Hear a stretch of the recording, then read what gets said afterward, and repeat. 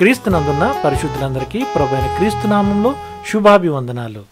దేవుని ప్రేమ ఆధ్యాత్మిక కార్యక్రమానికి స్వాగతం. అది ఇచ్చట నుండి నా మాట వినును. నీవు బయలు అని నన్ను పిలువక నా పురుషుడవు అని పిలుతువు. ఇదే యెహోవా వాక్కు. అది ఇక మీదట బయలుదేవతల పేళ్లను జ్ఞాపకమునకు తెచ్చుకొనకుండాను అవి దాని నోట రాకుండాను నేను చేసేదను.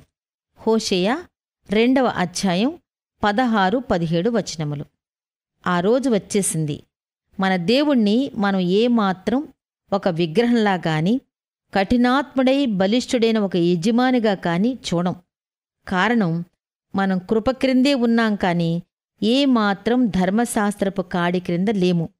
ఇప్పుడు మన దేవుడైన యెహోవా గూర్చి ప్రభువుగాను భారం భరించే ప్రియమైన భర్తగాను మనలను ప్రేమతో చూచుకునే యజమానిగాను పవిత్ర అనుబంధంలో మన సమీప బంధువుగాను ఆలోచిస్తాం. ఆయన ఎడల మనం చూపాల్సిన భయభక్తులను ఏమాత్రం తగ్గించంగాని అధికంగా ప్రేమిస్తాం.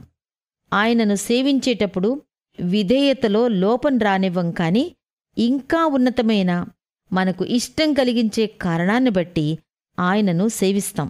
మనం ఎంతసేపు ఆయన ప్రేమలో ఉల్లసిస్తాం తప్ప కొరడాతో ఆయన మనలను దండిస్తాడేమోనని ఏమాత్రం భయపడం. బానిస బ్రతుకు కుమారత్వంగా మార్చబడిందిప్పుడు. కఠినమైన బాధ్యతలు ఆనందకరమైన ఉల్లాసకరమైన ఆటపాటల్లా మారిపోయాయి. ఇది చదువుతున్నా లేక వింటున్నా నీ ఆత్మీయ అనుభవం ఇలాగే ఉందా? ఆయన కృప నీలోని బానిసత్వపు భయాన్ని వెళ్లగొట్టి ఆ స్థానంలో తండ్రి ప్రేమను లోతుగా నాటిందా? ఇలాంటి అనుభవాన్ని పొందిన వారంతా ఎంతో సంతోషంగా ఉన్నారు. ఇప్పుడు మనం విశ్రాంతి దినాన్ని బహు సంతోషకరమైన దినంగా ఎంచి ఆరాధనా సమయంలో ఏమాత్రం విసుగు చెందం. ప్రార్థన అనేది గొప్ప భాగ్యంగాను, నిలబడి స్తుతిగీతాలు పాడే సమయం వారాంతపు సెలవులు గడుపుతున్నట్టుగాను భావిస్తాం. ఆయనకు అన్ని విషయాలలో లోబడి విధేయత చూపటంలోనే పరలోక సంతోషాన్ని అనుభవిస్తాం. దేవుని పని కొరకు మన సమయాన్ని, సొమ్మును, తలాంతులను ఖర్చు చేసినప్పుడెల్లా గొప్ప విందు భోజనంలో కూర్చున్నంతగా ఆనందిస్తాం.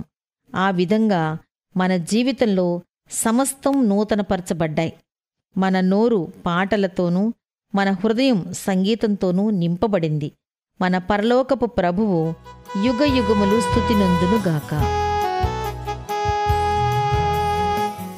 దేవుని ప్రేమ ఆధ్యాత్మిక కార్యక్రమాన్ని చివరి వరకు వీక్షించిన శ్రోతలందరికీ మా హృదయపూర్వక వందనాలు. తిరిగి మరలా రేపటి ఉదయకాల సమయంలో కలుసుకుందాం. అంతవరకు సెలవు. May God bless you. దేవుడు మిమ్మల్ని అందరినీ దీవించును గాక. ఆమెన్.